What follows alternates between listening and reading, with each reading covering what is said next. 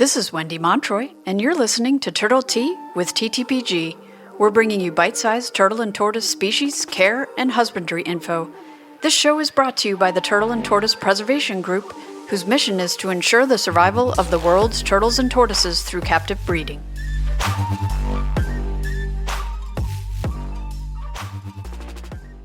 All right. Today we are talking to Dirk Barnard, the founder of Tortoise Conservation South Africa and recent keynote speaker at the TTPG conference about common padlopers. And I'm going to let you say the species name because I'm going to screw it up. Homopus areolatus. Thank you. Welcome, Dirk, and thank you so much for joining me today. You're actually my first in-person guest. Can you tell me how you got started with this species? Yeah, it's actually a weird story. I was probably about 6, 7 there around. We call the rural areas outside of our cities townships, and the nightclubs in those areas we call shebeens. And my dad had a company, basically a vending company, that they were to drop pool tables and jukeboxes in the shebeens. And yeah, a couple of times they've been to the shebeens and they were fully loaded with pool tables and jukeboxes, and they asked the locals, we see you carrying a huge tortoise. Please just don't do anything to it till next week. And the next week they come and it's just the shell that remains. And so what they initially did was offered some money, loaded up the tortoise, took it home. We actually doctored them a little bit, looked after them.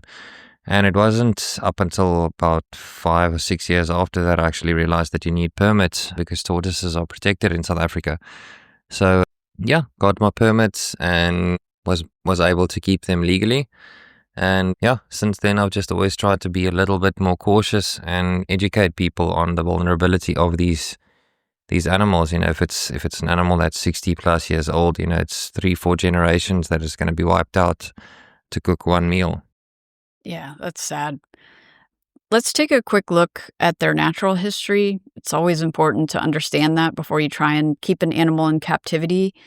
What is their native range and what is the type of climate that they live in? Yeah, so the weird thing is I would say they're most predominantly in the Western Cape.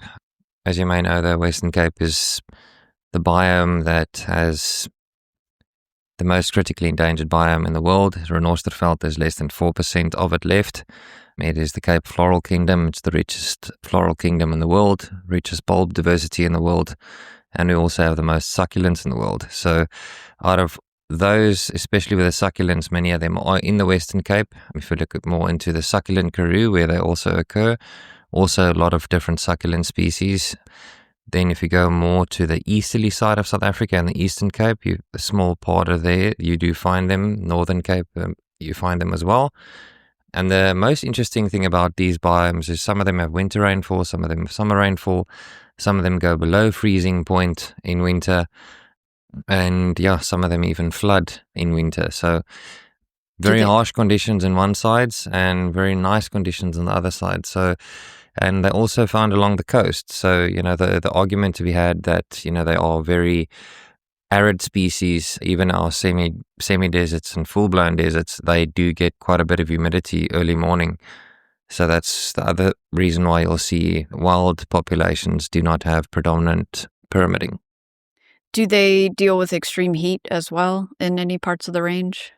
Okay, so I'm not going to try and butcher your Fahrenheit conversions. I'd say in excess of 120 degrees Fahrenheit. Oh my gosh. Yeah, that's very, very hot. And then obviously below freezing in Celsius, which is 32. So that's pretty extreme. Do they brumate at all if it's very cold or if it's dry? Yeah, so basically all reptiles are not, full-on hibernating reptiles. Depending on if it's obviously snowing outside, you won't see them. But they'll be very opportunistic even in winter. As soon as the sun comes out and they can bake a little bit in the sun, they'll do it. It was quite interesting to compare, some of our tortoise species in South Africa. I was now at the Ashton Biological Preserve comparing just a little bit head notes with each other on how the gopher tortoises actually excavate their own holes. And none of our tortoises do that. They make use of pangolin and aardvark and porcupine and so on holes. And in many cases, you'll see them even with the Cape mole rats, they'll use some of their holes, with the areolatus being such a small species. A friend of mine actually, he takes his cell phone with him and has a connection with a little camera and a wire, and then he sets can that pass down, and then he actually sees them hunkered down in the colder times. So they actually do go in head first into their burrows, and then as soon as you want to even try, even with my captive ones, if you just try and remove them to soak them or anything like that, they basically push forward and they try and lock their legs that you can't get them out. It's probably similar to something like a pancake tortoise. Yeah. And actually, that's a good point. For people that don't know, they're one of the world's smallest tortoises. Adult weight, is it like 150 to 300 grams? Yeah. Does that sound about right? Females, it's weird, even in the past few days when I ask people, like, do you think Aldabras are bigger than Galapagos? Because there's that divisive opinions. Yeah. But again, I've seen some of the areolatus that are considerably bigger than 300 grams, but it's just not the norm. So many people ask me, is South Africa tortoises, and they make a statement, South Africa tortoises are obviously much smaller than the Somalian ones, and it's not 100% true. Now and then we do get an absolute massive male, and it just looks historically inaccurate completely. But again, you go on what's in the books and what's in the data. Right. And if a random guy from South Africa tries to tell you different, you're going to think probably he's not telling the truth. Let's talk about what threats they're facing in the wild. What are the main things that they have to worry about at this point? Okay, so no matter what you see on social media, there's always, I always use the analogy that people that aren't in wildlife conservation have the most to say about wildlife conservation, and you'll get so many different news reports and so on why animals are facing threats and stuff in the wild. 100% the biggest threat to any tortoise species in South Africa is electrified fencing. I don't think a lot of people are aware of that. They're going to say poaching. Yeah, so, poaching definitely is a factor. Pet trade is definitely a factor. But effectively, if you look at the amount of animals, just the mass amount, a lot of people would say, for instance, that fynbos, some of the guys that may appreciate a little bit more that for instance, farm with proteas germinate better when they're exposed to smoke. For many, many years, many people have believed that once every 5 years, protea farms and fynbos need to be set alight. And it's 100% not true. They've done new studies on it. If you do it anything between 25 and 30 years, every 25 and 30 years, your germination is still very good. What does happen is cigarettes and stuff being thrown out of windows, and in many cases, arsenic fires are started. Don't quote me on this. I think it was 2013. In the West Coast, there was a huge fire. The estimation was over 100,000 angular tortoises died in that fire. And that is why I, for instance, believe that the angular tortoise, believe it or not, is currently the most under threat tortoise species in the Western Cape. Their numbers are much more than what other tortoises are, but if you look at the amount of babies hatching in comparison with the amount of adults that are dying on the roads or with electrified fencing, and other than electrified fencing, I would say second, maybe not in comparison with fires, but is pied crows and white-necked ravens, who are not becoming migratory birds anymore. The University of Cape Town did a study a few years ago of the average mean temperature in Cape Town. If you take summer and winter combined, get about 17 degrees Celsius. That's within about 0.2 degrees Celsius of the preferred temperature that crows like breeding in the wild. There's obviously roadkill. Obviously, the city is expanding more and more. The rubbish dump sites are getting bigger. Continuous and endless supply of food. And the issue is that their chicks are becoming more and more adaptable to learn how to predate these animals. And to get on that, many people would say it's only the small species that are affected, like the areolatus. I've personally been close to the West Coast National Park on a game farm where a pied crow pecked off the head of a fully grown adult ungulate female tortoise. If I'm remembering correctly, I think the California desert tortoise is having problems with ravens as well. Yeah, so the one thing, and so many people will have these kind of questions of, why aren't you just buying the things that you need, and why aren't you just at the end of the day doing more? And we all know with any nonprofit, your biggest threat is always funding and those kind of things. I'll never say that my biggest threat is initiative or having a will to work, but at the end of the day, somebody has to pay for these kind of technologies. I know, for instance, in California, what they have done, and I have actually started getting quotes for that, is to 3D print fake tortoises and lace them with a grape vinegar or something that's very bitter. Yeah. And as soon as the just trying to think, I think guys they're are ravens. ravens. Yeah. Just trying to think of the more American term. So when the crow or raven does puncture that shell, then it obviously teaches them this is extremely bitter. It's not a nice thing to predate on. And it's everything is cool ideas, but at the end of the day, everything costs money. Yeah. So we just need to get people with 3D printers crowdfunding and sending you. Yeah, tortoise. I'll take it with an open hand. Our government also will most probably also impose a 30% import tax on, like they do on all the kind of products that we get externally. But that's life. So you said electric fences are a big problem. Some poaching, obviously predation is a big problem. I know the IUCN listed them as least concern with their last assessment in 2017.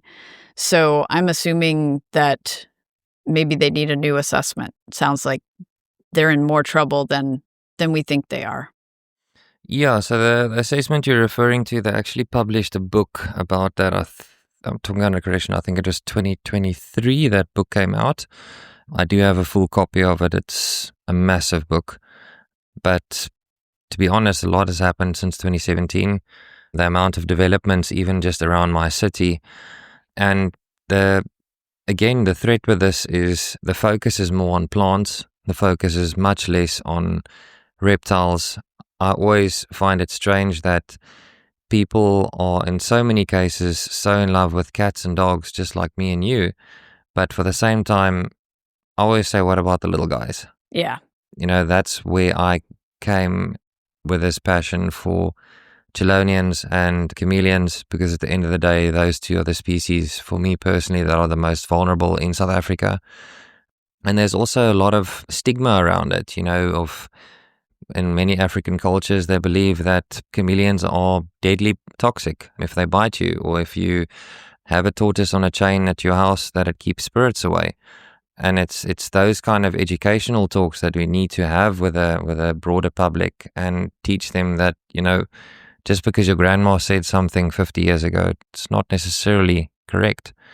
And that's, if we just look at common things, in the 1950s, you could buy lion cubs in London, and it's just, cultures adapt, and we have to be the guys that at least try as conservationists to spread the correct message and to educate not only adults, but the main thing is to focus on children and educate them that we need to protect these animals, that if they actually want to see them in the next generation.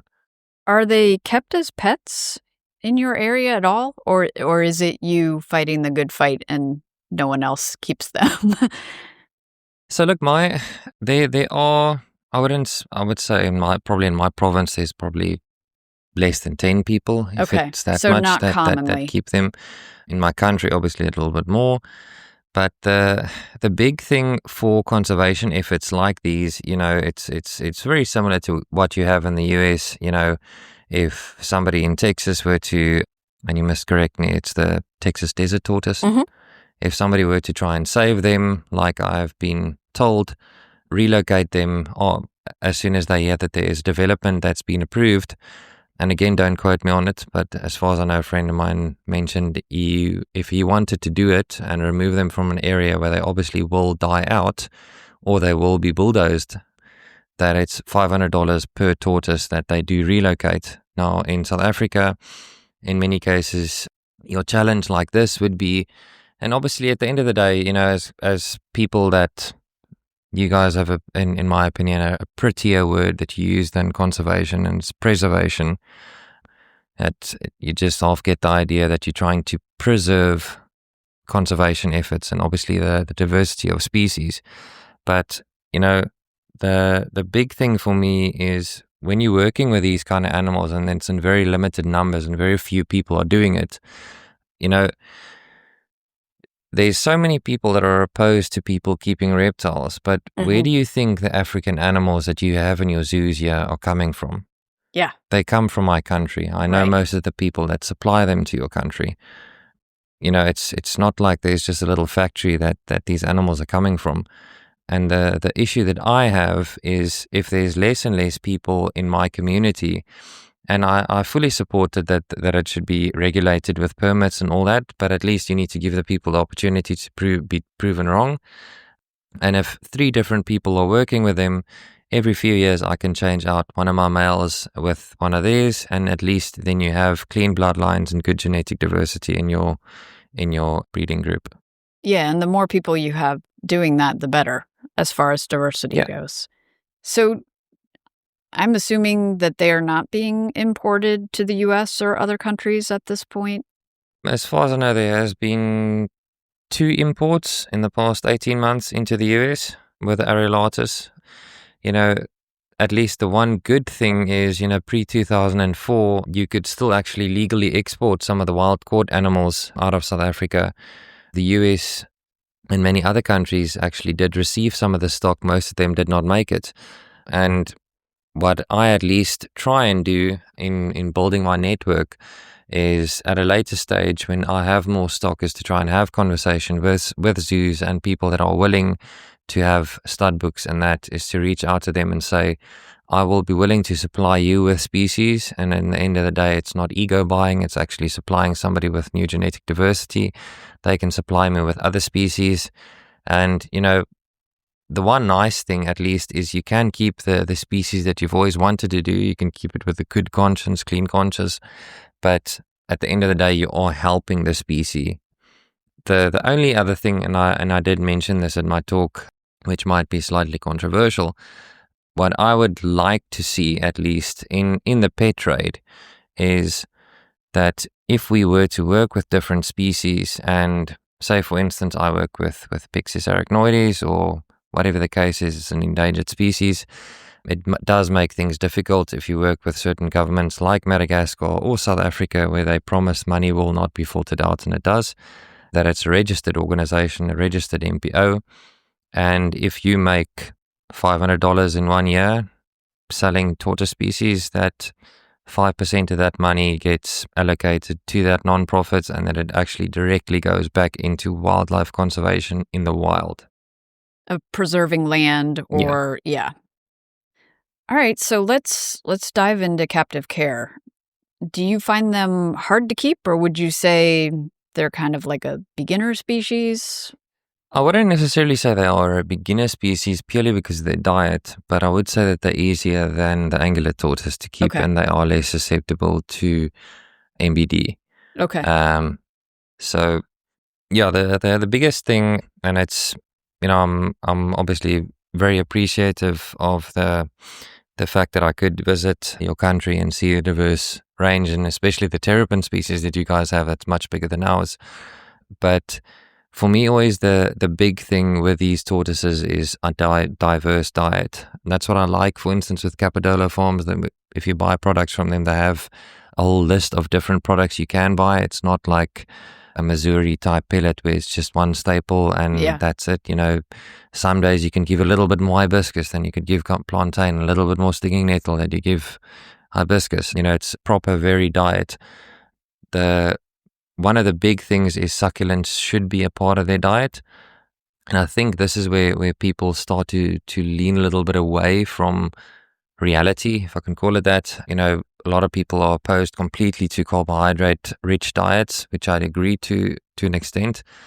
But a lot of the succulents that we find are quite rich in carbohydrates, and it's something that they do need in their diet and require. So, yeah, I mean, there was a couple of things I did wrong in the past. I don't understand why they're not breeding. Temperature was one of them. Moved to a new place, room got very, very cold, below 15 degrees. No, sorry, below, it was about 5 degrees in winter. I know for you guys in the States, you're not going to be able to fathom that with your central heating and all that. And then obviously adjusted the diet that it's more suitable to what they get in the wild. And fertility, everything went up. And today they're breeding quite rapidly. Do you keep them singly as adults or do you keep them in groups? Well, usually with my adults, my males are quite relatively well behaved. In the past, I have had males that are not so well behaved. So I usually keep them in groups of 2 females and 1 male. And then just occasionally then I rotate the males.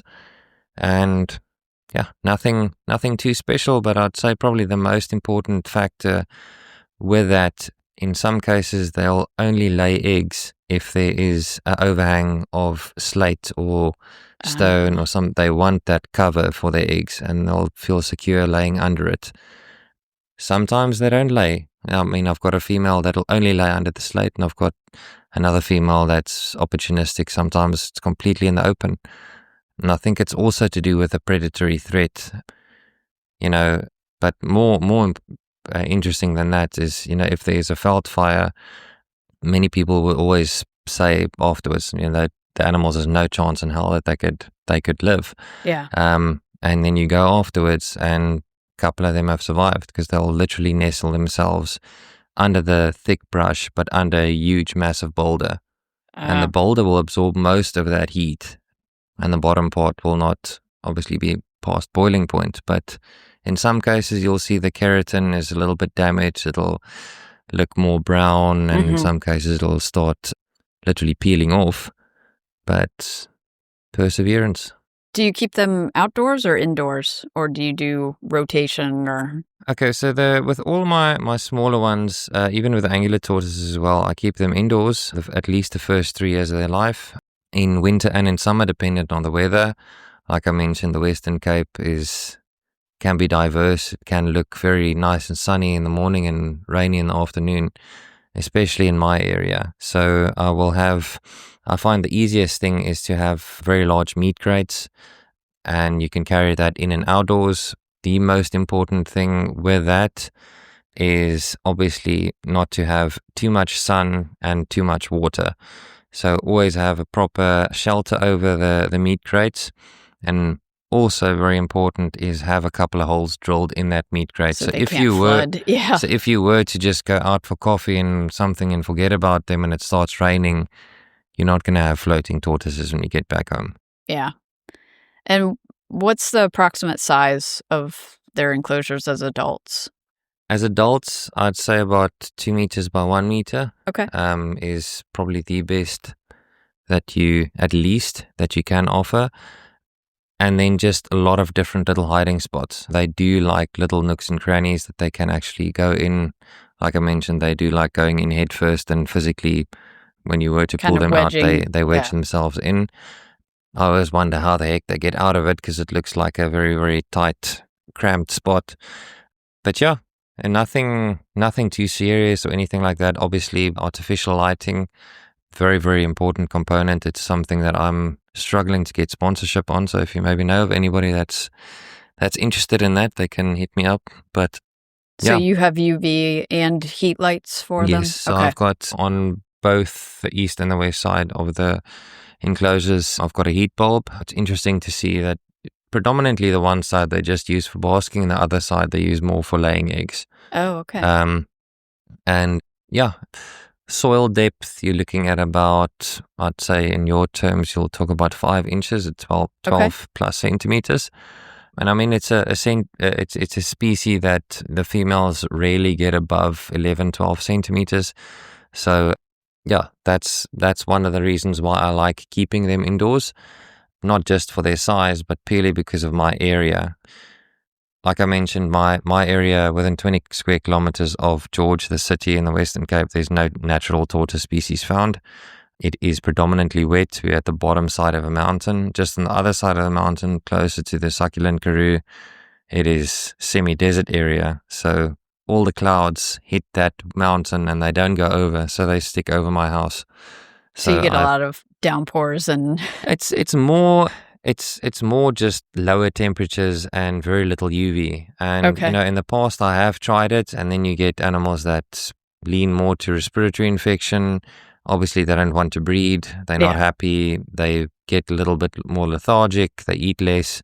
And since I've moved them indoors, the big thing is not to have them overheated with lights. Twice a week, just mist them lightly, and I've got a fogger in my room just to raise the ambient humidity, because I find that especially with some of the countries that I've at least visited to see their husbandry, that there's so much focus on providing heat, but it's extremely dry heat. Like desiccating heat Yeah, it's lamp like and 100 watts on each side, or 100 watts plus, but there's no form of, in many cases the water bowl will be dry, but they literally did fill that water bowl a couple of hours back, it's but it's just just so much evaporated. Yeah. evaporation. So yeah, I'd always suggest, especially with your hatchlings. With my hatchlings, I've got heat lights, but coupled to the heat lights and the timer is a fogger running. So basically from 8 in the morning till 7 or so at night, Okay. there's a fogger running. I know we touched a little bit on diet. Do you do any supplements or pellets or anything like that? Interesting story. So I actually did experiment on all the different feeds. I did get in some Missouri pellets, specifically imported them. I did buy in Hikari's tortoise pellets as well. There was another brand I tried, I can't remember what their name was. But yeah, it's like with anything, even with certain children, certain of them will like it, some of them won't at all. And then I just started printing all the big companies in the world, their commercial diets, and trying to see what is in it, why it's in there, and what benefit it actually does have to tortoises. So in the end, I did actually buy in all the different vitamins, amino acids, all that, and try to formulate it all correctly. It was successful to a certain extent, and then I just decided remove all the amino acids. The plants have their natural amino acids, the natural proteins. And yeah, if you look at folic acid and biotin, stuff that tortoises need, and you can supplement that to a very small extent. But so I actually formulated my own tortoise diet with that. It's basically 7 weeds, dried dandelion, dried plantain, dried hibiscus, Timothy hay, orchard grass, stinging nettle, mallow, marshmallow, rooibos, and I think that's about it. But yeah, just to have long strand fibers in the diet. It's not a powdered form. That's what I struggle to understand with diets like Rapashi. It's a powder form. You're losing the long strand fibers, and no tortoise blends their food before they eat it. So they need that fiber. Yeah. So, and again, what I also do, I put, for instance, the Timothy hay in a hammer mill. With so many other guys in the US, I don't think it's a good enough excuse. I know I'm stepping on toes, but it's so easy to go to the store, get mustard greens and all those things. You can put it in a bowl, snip it up a little bit. I'm not saying everybody needs to have a hammer mill. I mean, if you can get a company to hammer mill Timothy hay and that for you. If you got 1 or 2 tortoises, it's quite easy just to cut it up by hand. Cut it up in about 1/2 inch pieces, and you can sprinkle that over the lettuce. We all know tortoises are obsessed with lettuce, but it's got very low nutritional value. They got a very, very keen, good sense of smell. So if you do put hibiscus powder a little bit on, and you do put the dried Timothy hay and orchard grass on, you're basically forcing them to eat like a grassland species is supposed to eat. So yeah, big focus for me is on diet and getting the correct roughage and everything in. And yeah, main thing, just make sure there's enough fog in the enclosure, and do not make the mistake of thinking that African species do not always need water at all times. Yeah, I think that's something people do a lot. I mean, that for the longest time with ball pythons, people were like, oh, they're from Africa. You just keep them dry. And they do not do well when kept dry. They need that humidity. How active are your guys?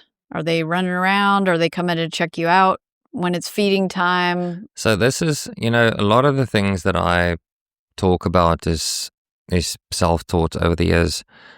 Nobody in the world is going to convince me that a tortoise doesn't have an extreme sense of smell. If I, for instance, cut up greens and I put and it's semi-wet. The hibiscus fuses with the lettuce. And if I walk into that reptile room, it's like 2-3 seconds, and all the little tortoises are immediately like on the edge of the enclosure, waiting like little dogs for their food. If I do it with most of the other feeds, they take a minute or two and take their time to actually get there. Like stuff like mulberry leaves, for instance, doesn't give off that much of a scent. Yeah. And it usually does take them a while to get that sniff on, and then they'll come in and dine. But for me, it's just extremely relaxing. I'm probably like a very old man in that regard, but like waking up in the morning, making a cup of coffee and just looking at you can literally hear their little mouths crunch the leaves. It's very zen. Yeah. Just need some incense or something running in the background. So we touched on this a little bit, but I'm assuming that they are very expensive and almost impossible to get in the US if you're interested in them. Yeah, so again, I'm always hesitant with saying things like these unless somebody actually asks me about it. So I've had it in the past where people say, love the work you're doing. You're helping tortoises in the wild, helping tortoises in captivity with the knowledge you're spreading, and better for the community. And it would be so nice if one day we could help you with the organization. It's just going through a difficult time currently, and then like at the end of the conversation, like 2 sentences later, but if you are interested in selling, we can offer you $4,000 per areolatus hatchling. And this is what, and again, controversial opinion maybe to some, but this is what I call ego buying. Everybody is in that regard is so focused on having the expensive animals that are rare, and versus spending that money to help them in their country. So this is why I want to, and again, it may be a controversial opinion for some, but that's what conservationists try and do. We try and mitigate certain things, but over mitigate, and that's probably not the right English, but English is my second language. But yeah, to try and at least have a certain fund. Funnily enough, and it's so ironic, lunchtime we just had a quick chat about this, and just as I got into the room, I got a message from a friend of mine, and he's opening a conservation center in South Africa, and he said, we'd love to have you on a display to market other MPOs, but what we'd like to do with the funding that we get in for the new wildlife area that we are creating, and it's a semi-zoo area as well, is that 10% of our total profits goes to other non-profits, and they'd like to incorporate my non-profit as well as other ones in that. And that's exactly what I have. But apart from that is to do it in specific areas. If you look at grey cow and so on, look at their locality. If you look at radiata or whichever species, and you try and at least change in their natural habitat. Obviously, in some cases, it won't be possible. Yeah. I've tried, working with guys with African cichlids. Some of the countries, it's just simply not possible. The habitats, it's just not there anymore. It's gone, yeah. And the last remaining of those species are in captivity. So, it's going to be a much more tedious process to try and do that. In some areas, it's so focused in that little locality. That locality is totally overdeveloped and it doesn't exist anymore. Yeah. Unfortunately, that's happening with a lot of animals where there's nowhere for them to go back to, even if they're... Yeah, so that's just my, obviously if I was Bill Gates or somebody like that, I would not have alternatives like these, and I'll just say I'll fund it myself. Yeah. But, in this way, I just say in a much more ethical way, you can still do your passion, still follow your hobby, and with a good, clean conscience, you can still say, but I'm not just breeding animals, I'm saving them in the wild as well. Yeah. So, yeah. So is there anything that we missed on captive care that you think people should know as far as taking care of them?